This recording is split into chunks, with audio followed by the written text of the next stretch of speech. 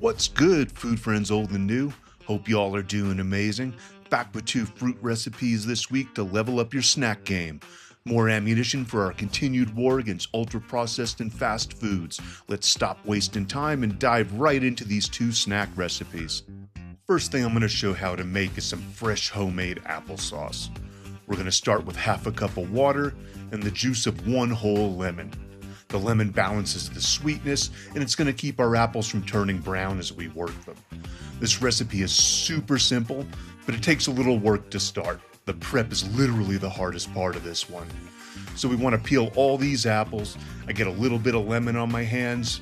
That way throughout the process when I'm peeling, the lemon gets on the apple and it stops them from turning brown.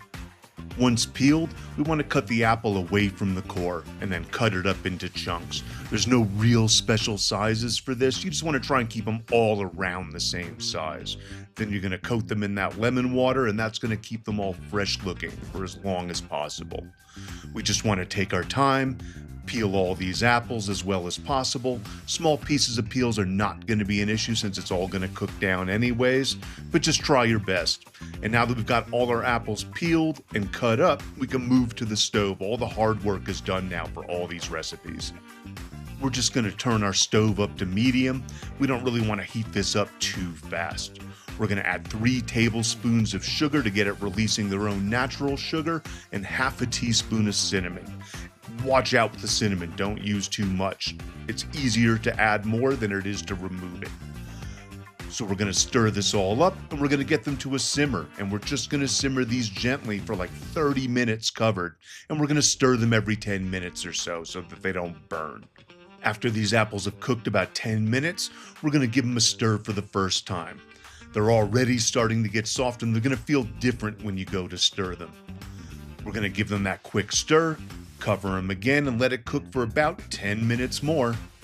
Now we're about 20 minutes in. The apples are starting to break down. They're getting much softer. It's way easier to stir this, and they no longer feel hard when you're moving them around. So we're just now going to cover this after stirring and go 10 minutes more. Now we're 30 minutes in. We're in for our third stir. You'll see the water is mostly cooked out at this point, and a lot of the apple is broken down and turning into applesauce. We're just going to cover this and go 5 or 6 minutes more. We're about 35 minutes in from the start of our simmering, and I'm ready to break out the blender. You can use a food processor, a blender, or a wand like I'm doing here. You just want to break down all these last chunks. You can let it keep going like 10 minutes or so and let more of it break down naturally, but when the apples are this soft, it's easy just to go with it and blend it all up. And then we're going to want to let this cool down on the stove for like 15 or 20 minutes. And that's going to help it cool down and gel up a little bit. Once this is done, then we can move it to a serving bowl. And we like it here in the house with a little bit of apple throughout it. It's not perfectly smooth. We like it just like a little more rustic. Now that we've made our applesauce, we can make our mixed berry sauce, and this recipe is even easier. There's no prep. You can use fresh or frozen, but I chose frozen in this case just to prove that you don't always have to spend a lot of money on fresh fruit for especially something like this. Frozen works just as well. I'm using 4 cups of frozen mixed berries, a 1/4 cup of water, and the juice of a full lemon all squeezed in. And then I'm just going to add a cup of sugar on top. For a jam or a jelly, we'd be using a ton more sugar. So just adding this 1 cup just to help sweeten it up, and then we're going to let it all come together slowly. After about 5 minutes, we're going to give our berries a stir. The sugar's starting to dissolve, the berries are starting to defrost, and we see the beginning of our sauce forming. We're going to keep this simmering for at least another 5 minutes, give it a stir every now and then. The sugar's dissolved, the berries are breaking up, and if you use fresh fruit, it's going to hold its shape a little more, but frozen berries are going to turn to mush, and that's really what I'm going for here.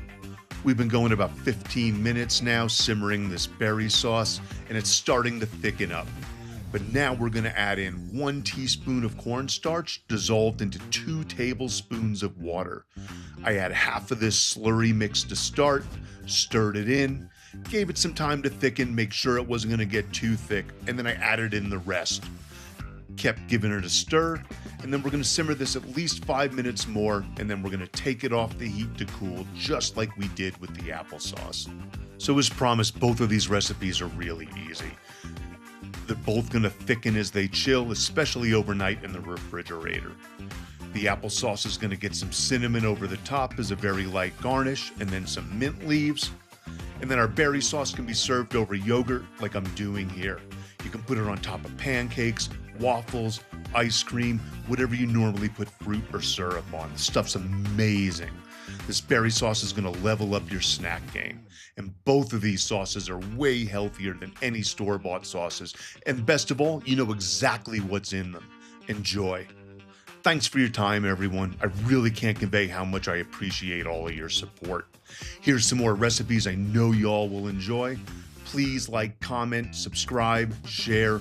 It all helps the channel grow and it gets these recipes out there. Keep avoiding those ultra-processed and fast foods, everyone. Be well. Peace.